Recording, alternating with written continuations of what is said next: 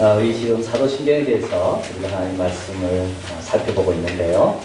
한 3가지 정도 이렇게 새롭게 발견하는 게 있습니다. 첫째는 뭐냐면 하나님 본인 스스로의 증언입니다. 천지를 누가 만들었을까? 우리는 의문이 많습니다. 근데 하나님 스스로 말씀하십니다. 내가 만들었다. 하나님 스스로 말씀하십니다. 나는 전능한 하나님이라고. 근데 세상이 왜 이렇습니까? 그건 하나님 뜻이 있는 겁니다. 하나님 본인 스스로 나는 전능한 하나님이니 너는 내 앞에 행하여 완전해라. 다른 사람이 전하는 게 아니고요. 본인 스스로. 예수님께서 스스로 말씀합니다. 나는 메시아다. 나는 속히 올 자다. 내가 속히 오니 더 이상 뭐 거기에 대해서 우리가 토를 달 수가 없습니다. 본인이 그렇게 말씀하시는데. 두 번째는 사도신경은 성경에 대한 전체 내용을 보여줍니다. 부분적 진리는 항상 위험하다고 그랬습니다.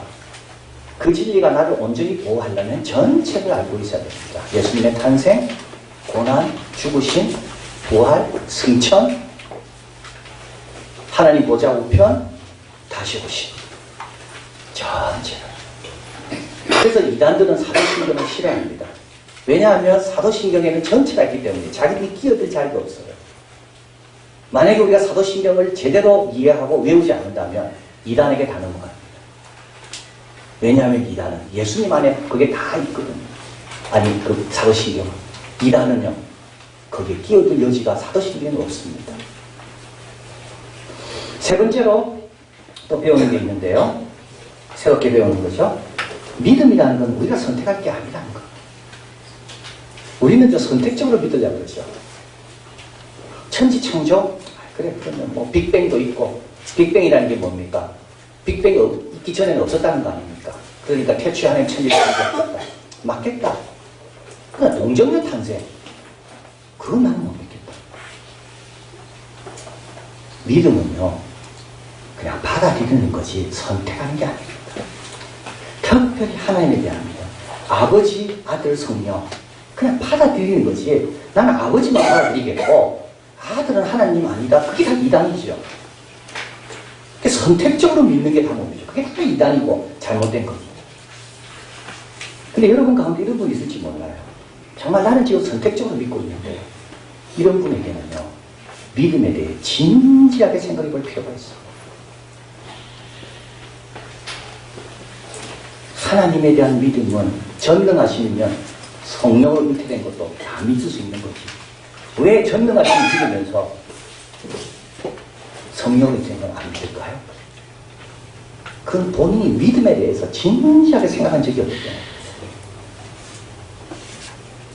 예수님께서 변화산에서 내려오실 때 그 간질을 걸린 그 아버지가 그 아이를 고쳐야 되겠는데 그래서 예수님께 이렇게 이야기합니다. 나의 믿음 없는 걸 도와달라. 이게 믿음에 대해서 진지하게 생각한 사람들의 고백입니다. 믿음이 이렇게 중요한 걸 내가 알겠는데 왜 나는 안 믿어질까요?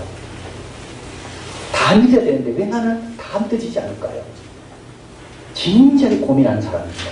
아예 안 믿든지 안 그러냐. 다 믿든지 안 그러냐. 나의 믿음 없음을 도와주십시오. 이렇게 기도하는 겁니다.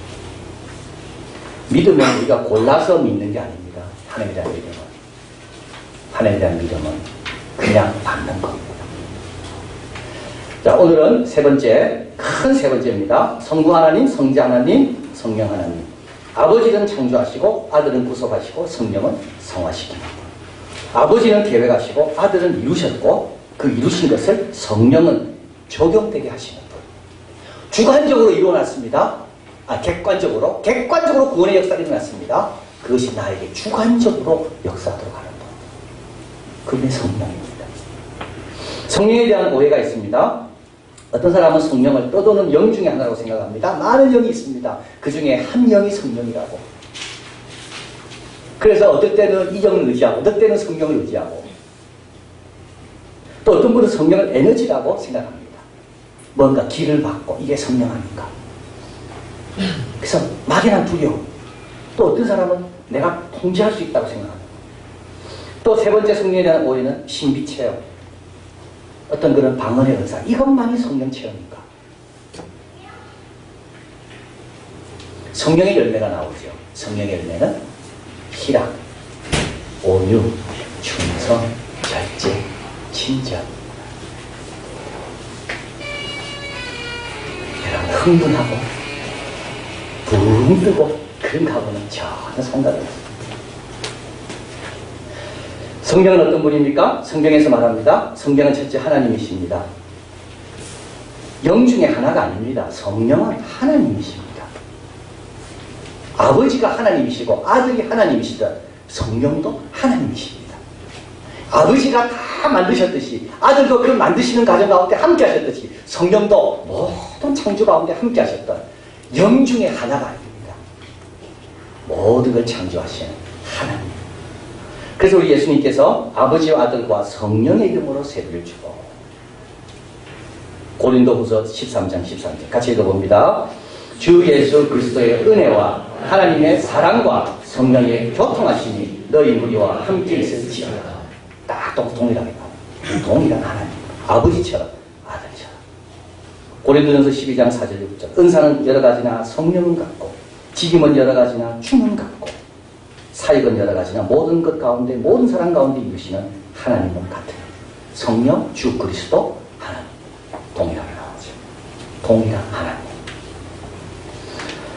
자, 두 번째 성령은 인격적이신 분입니다. 하나님이 인격적이시듯 아버지가 아들이 인격적이시듯 성령도 인격적이십니다. 성령님께 와달라고 부탁하면 오십니다. 성령의 뜻을 거스리면 우리 성령님이 슬퍼하십니다. 성령님은 아십니다. 아나니아 삽비라가 재산을 속였을 때 하나님이 속였다, 성령을 속였다고 말합니다. 성령님은 다 아십니다. 인격적이기 때문에 교제가 가능하고요. 또 한 가지는 우리가 염려할 필요가 없어요. 성령님은 인격적이시기 때문에 성령 충만하면 가장 인격적인 게 됩니다. 예수님처럼. 성령님은 인격적이시기 때문에 우리한테 다가오실 때 우리의 딱 형편체질에 맞게끔 다가오십니다. 막연하게 두려워할 필요가 없어요. 그러나 하나님이시기 때문에 성령님은 경외해야 된다. 이게 성령의 것입니다. 자, 그래서 성령님은 인격적이시고요. 또 성령님은 하나님이시고. 그래서 오늘 본문에 보면 예수님께서 7절에 내가 그를 너희에게 보내주니 8절 그가 와서 그것이 아닙니다. 그가 와서 내가 그를 너희에게 보내주니 인칭대명사 인격적인 것. 세 번째로 성령님은 어떤 분이냐면 성령님은 적용하시고 도우시는 분이에요. 여기 이제 성령님이 아버지와 아들과 이게 구별되는 영역이 바로 여기에 있습니다. 다 하나님이시고 다 인격적이시지만 하시는 일이 다릅니다. 아버지는 계획하시고 아들은 이루시고 성령은 적용하시고. 오늘 본문 한번 읽어봅니다. 16, 17절 같이 읽어봅니다. 그가 스스로 말하지 않고 오직 들은 것을 말하며 내 것을 가지고 너희에게 알리겠습니다. 요한복음 14장 26절 또 읽어봅니다. 그가 너희에게 모든 것을 가르치시고 내가 너희에게 말한 모든 것을 생각나게 하시리라. 성령님은 새로운 일을 하는 분이 아닙니다. 성령님은 예수님이 이미 하신 것을 이룰 수 있도록 예수님이 이미 말씀하신 것이 생각나도록. 그래서 성령님을 가리켜서 스포트라이트라고 이야기합니다. 예수님을 쫙 비춰줘요. 그러나 본인은 안 비춰요. 성령님을 통하면 예수님을 더 잘 보게 돼요. 성령님을 통하면 예수님의 뜻을 더 잘 행하게 돼요. 성령님을 통한 도움을 입으면 예배를 더 잘 드리게 돼요. 이게 성령님의 역할이라는 거예요. 우리 육신의 힘으로는 주님을 따라갈 수가 없거든요. 육신의 힘으로는 주님이 기뻐하는 예배를 드릴 수가 없거든요. 육신의 힘으로는 자기를 부인하고 육신의 힘으로는 예수님을 담대히 증거하기는 너무 부끄럽거든요. 그래서 예수의 영, 성령을 주시는 겁니다. 그래서 어떻게 됩니까? 예수님을 담대히 증거하는 겁니다. 여러분, 성령님을 구할 때 성령님을 구하는 게 아닙니다. 이 성령님을 통하여 예수님의 뜻을 잘 이행할 수 있도록 내 것을 가지고 너희에게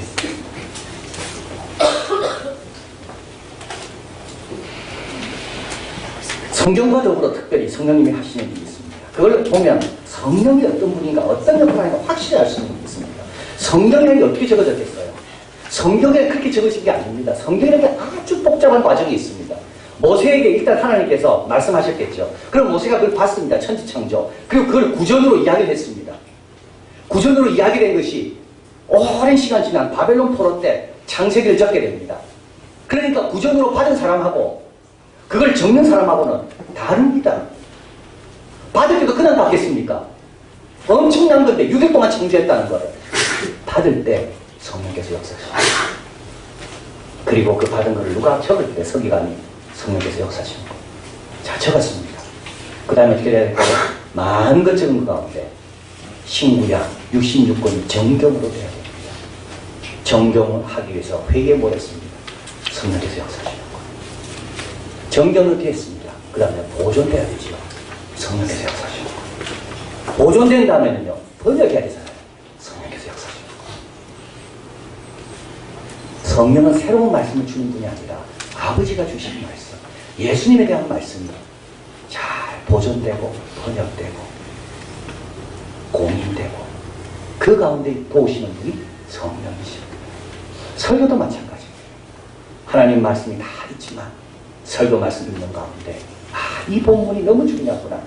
인증, 성령의 인증. 새로운 말씀을 주는 게 아닙니다. 그건 다 잘못된 거죠.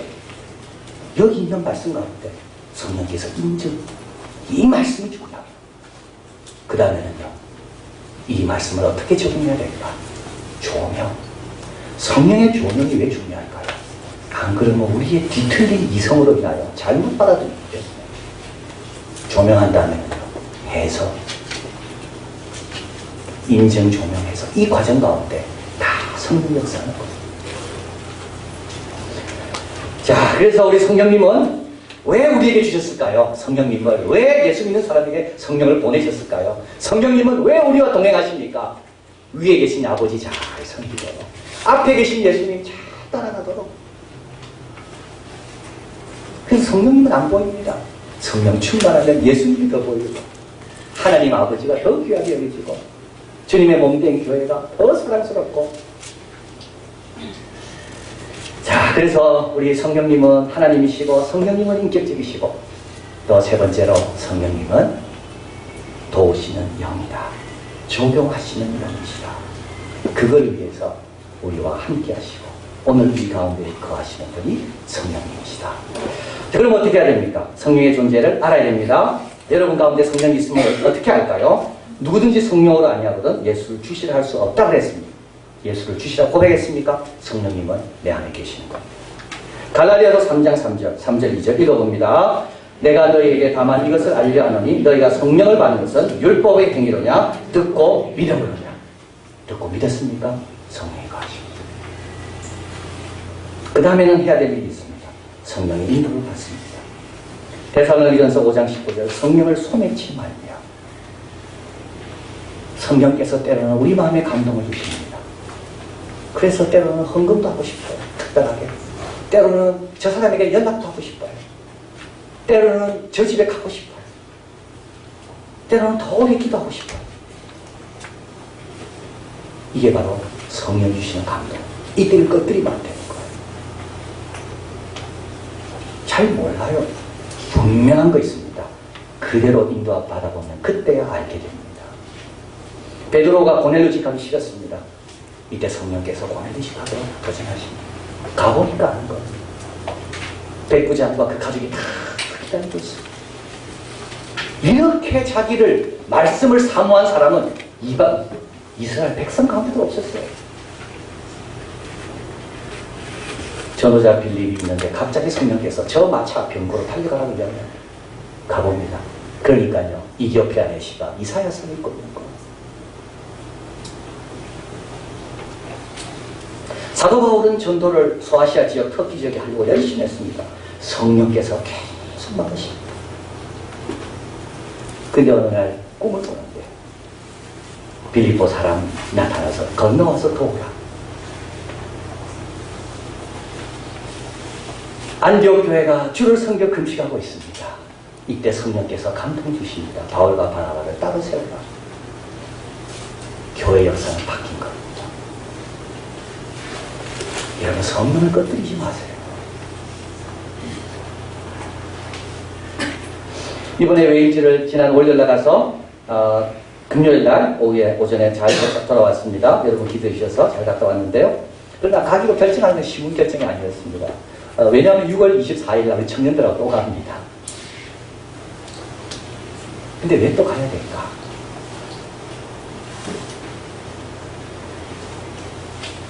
가보니까 알겠더라고요. 여러분, 하나님의 뜻은 항상 그렇습니다. 순종해봐야 압니다. 가보니까 알겠더라고요. 청년들하고 같이 갔으면 만나지 못하고 갈 수 없었던, 경험할 수 없었던 것들을 하나님께서 경험하게 하시려고 청년은 청년대로 은혜를 주실 거고, 우리 선교 헌금을 쓰임받기 위해서 우리가 봐야 될 또 다른 부분이 있기 때문에, 겐드로스 옆에 언덕 넘어가면 그 가난한 동네들이 있더라고요. 그 동네에 가보고 그 완전히 폐허가 된 아파트 안에 사는 청년도 만나고, 근데 그 청년을 사랑하고 그 청년이 있는 그 지역에 교회가 없어서 그 교회에 개척하기를 원하고, 그리고 스티브라는 사람을 만났습니다. 한국에 있는 목회자에게도 보기 어려운, 복음을 위하여 죽을 각오를 하고 교회를 개척하는, 정신이 번쩍 들더라고요. 제가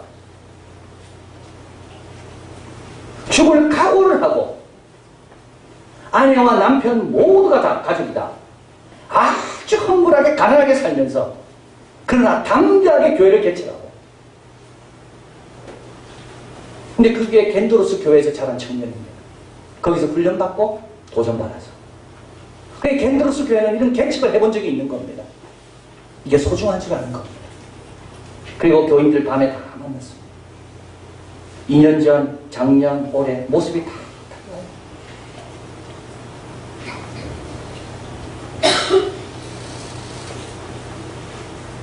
에스더가 생각났습니다.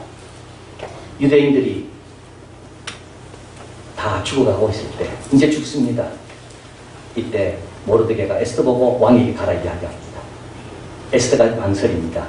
이때 모르드게가 뭐라 이야기합니까? 우리 백성은 네 아니라도 구원 얻을 거다. 그러나 너가 왕이 된 것은 이때를 위함이다. 겐드로스 교회는요, 우리 아니더라도 하나님의 큰 일을 할 겁니다. 그러나 우리를 불러주신 것은 우리를 위해서라는 것.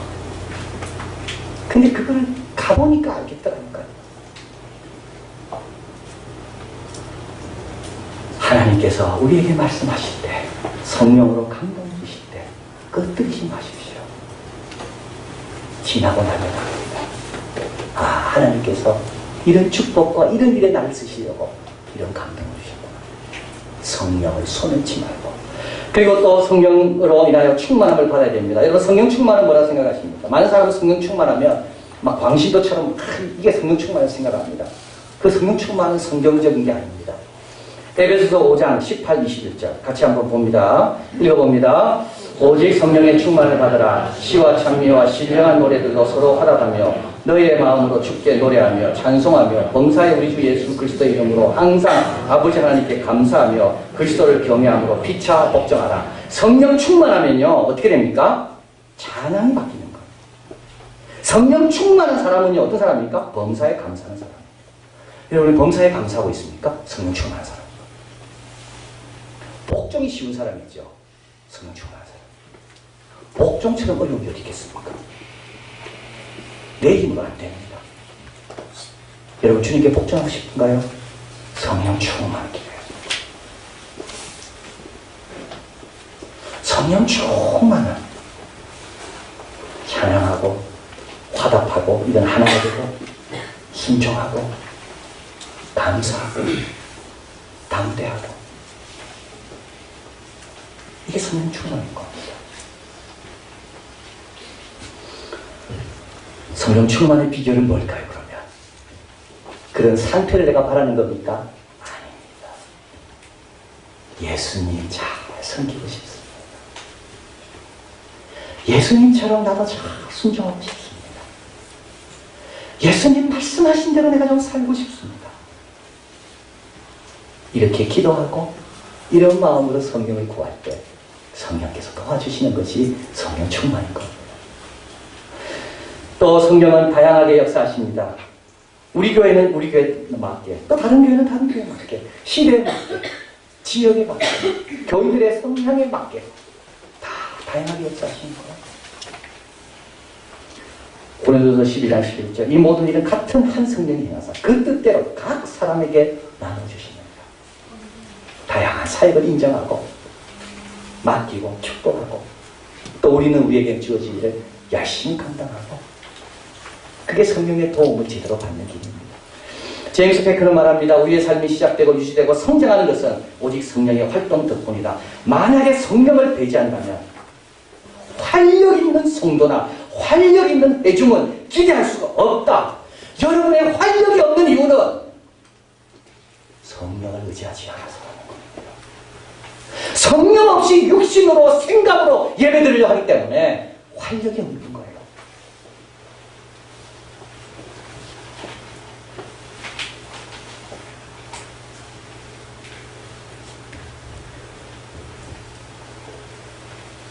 예수님께서 왜 승천하신 다음에 제일 먼저 보내시는 게 성령이십니까? 왜 하나님은 이렇게 말씀합니다. 예수님께서 직접 말씀하신 거예요. 너희가 악한 자라도 아비가 자식에게 좋은 걸 줄 줄 알거든. 하물며 하늘에 계신 너희 아버지는 구하는 자에게 뭘 주신다고요? 성령을 주시자는 거예요.